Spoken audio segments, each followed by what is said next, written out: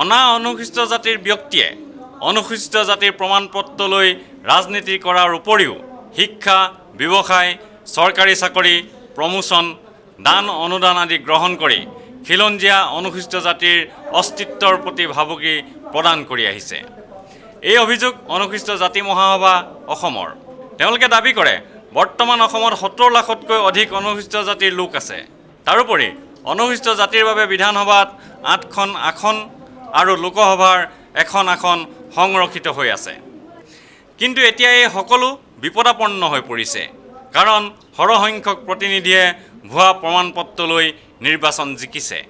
মহাসভাই ৰাইজৰ প্ৰতিনিধিসকলক মুকলি প্ৰত্যাহ্বান জনাই কয় যে তেওঁলোকে এই অভিযোগৰ প্ৰত্যুত্তৰ দিব লাগে।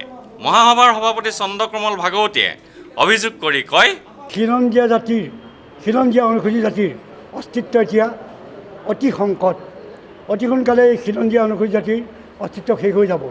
ইয়াত প্ৰধানকৈ ইয়াৰ দায়ী হ'ল অসম অনুসূচিত জাতি পৰিষদ, যিসকলে অনা অনুসূচিত জাতিৰ চাৰ্টিফিকেট দি ৰাজনৈতিকভাৱে সহায় কৰি আহিছে, আৰু এইসকলক আকৌ এই জাতি পৰিষদক ৰাজনৈতিক দলবিলাকেও সহায় কৰি আহিছে।